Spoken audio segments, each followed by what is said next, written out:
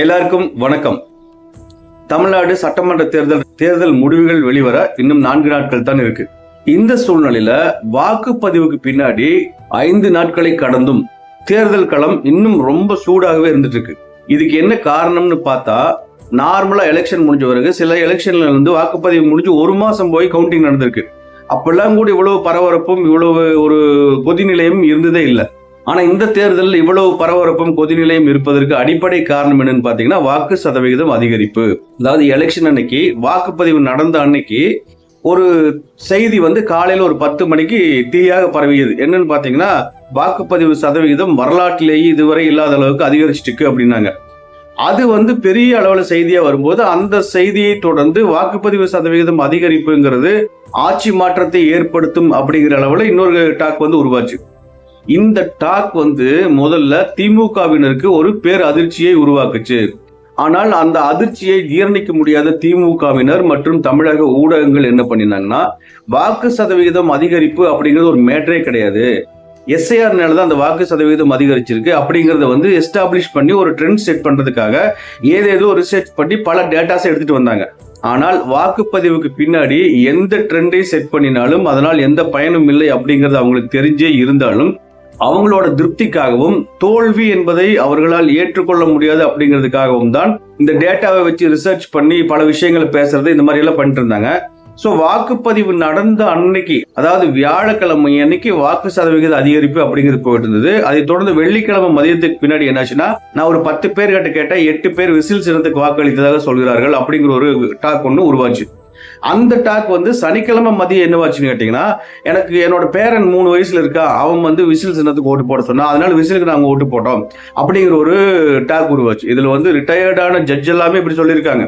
இதுதான் பெரிய ஆச்சரியமா இருக்கு. சோ தமிழ்நாடு தேர்தல் களம் இப்படி இருக்கும்போது, இன்று மாலை வாக்குப்பதிவுக்கு பிந்தைய கருத்து கணிப்புகள் வெளியாகுது. அதாவது வெஸ்ட் பெங்கால்ல இறுதிக்கட்ட வாக்குப்பதிவு முடிந்த பின்னாடிதான் தமிழ்நாட்டுல வாக்குப்பதிவுக்கு பிந்தைய கருத்து கணிப்புகளை வெளியிட முடியும் அப்படிங்கிறது தேர்தல் ஆணையத்தோட ஒரு விதிமுறை. இதுல தேர்தல் ஆணையத்தை பத்தி நம்ம நிறைய விமர்சனங்களை முன் வச்சுட்டு இருக்கோம்.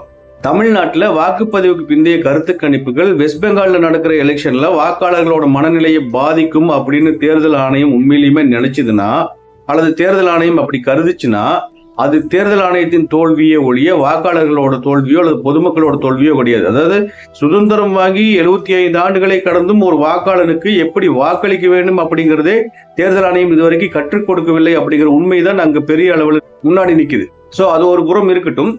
இப்ப வாக்குப்பதிவுக்கு பின்னாடி 5 நாட்களை கடந்திருக்கும். இன்றைக்கு 6வது நாள் வெஸ்ட் பெங்கால்ல, அதாவது மேற்கு வங்கத்துல இறுதிக்கட்ட வாக்குப்பதிவு நடந்துட்டு இருக்கு.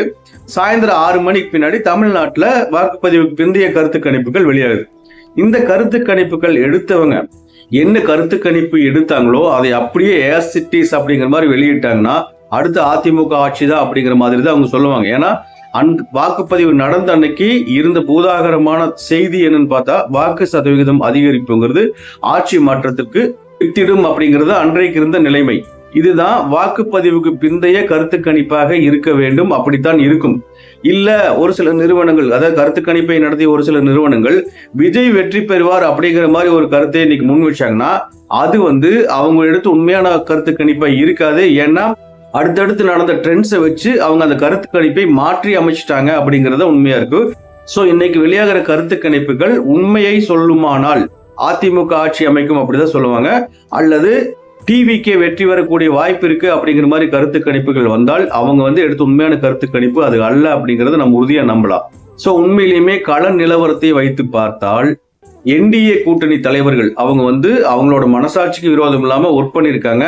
ஏற்கனவே 5 ஆண்டுகள் திமுக அலங்கோல ஆட்சி நடத்தியதால் ஆன்டி இன்கம்பன்சி பெரிய அளவில் இருக்கு.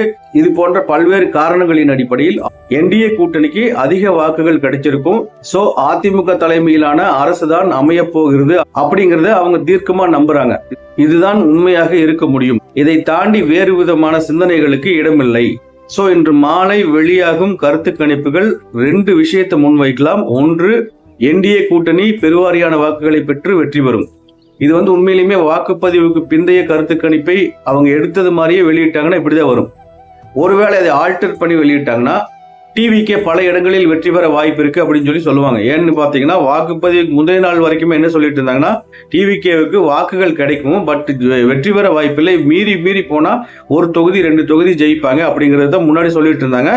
வாக்குப்பதிவு முடிந்து 2 நாட்களுக்கு பின்னாடி தான் டிவிகே ஒரு பூம் ஆயிட்டு இருக்குங்கிறத நம்ம பார்க்கணும். சோ இன்றைக்கு மாலை வெளியாகும் கருத்து கணிப்புகள் எப்படி இருக்குன்னு நம்ம பார்க்கலாம். இதை தாண்டி தேர்தல் முடிவுகள் அறிவிக்கப்பட்ட பின்னர் விஜய் சீமான் நிலை என்ன அப்படிங்கிறது இது என்னோட பார்வை. நான் என்ன நினைக்கிறேன்னா, அதாவது தமிழ்நாட்டில் ஒரு பேட்டர்ன் இருக்கு அப்படிங்கிறது அடிக்கடி நான் சொல்லிட்டு இருக்கேன். அதன்படி பார்த்தா என்டிஏ கூட்டணி பெருவாரியான வாக்குகளை பெற்று அதிக எண்ணிக்கையிலான தொகுதிகளில் வெற்றி பெறுவார்கள். அதன் அடிப்படையில் எடப்பாடி பழனிசாமி அவர்கள் தலைமையில் அதிமுக ஆட்சி அமைக்கும் அப்படிங்கிறது என்னோட ஒப்பீனியனா இருக்கு.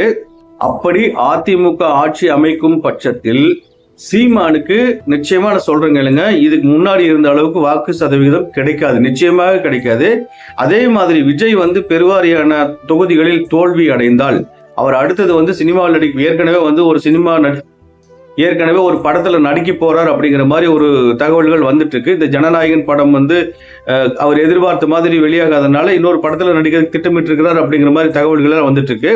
அவர் தேர்தலுக்கு பின்னாடி தொடர்ந்து 2-3 திரைப்படங்கள்ல நடிப்பாரு.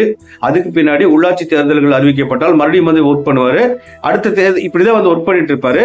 ஆனா என்ன நடக்கும்னு பாத்தீங்கன்னா, இந்த திமுக ஆதரவு பத்திரிகையாளர்கள் என்ன பண்ணுவாங்கன்னா, விஜய்க்கு வாக்களித்ததாக சொன்னவர்களோட மனநிலையெல்லாம் அடுத்த தேர்தலுக்குள்ள அவங்க மாத்திடுவாங்க. ஏன்னா ஏற்கனவே மறுபடியும் அவர்கள் கொள்கை சித்தாந்தம் பேச தொடங்கிட்டாங்க. இந்த கொள்கை சித்தாந்தம் எல்லாம் திமுகவோட தான் இருக்கு அப்படிங்கிற மாதிரி இளைஞர்கள் மத்தியில மறுபடியும் அந்த கருத்துக்களை ஆழமாக விதைக்கிற முயற்சிகளை கையில் எடுத்துட்டாங்க. சோ அடுத்தது அவங்க அதை தான் பண்ணுவாங்க. நம்ம சமச்சீர் கல்வியில படித்து வந்த இளைஞர்களும் அவங்க சொல்றத கேட்பாங்க. ஏன்னா இவங்க எதையுமே ரிசர்ச் பண்ண மாட்டாங்க, யோசிக்க மாட்டாங்க, சிந்திக்க மாட்டாங்க.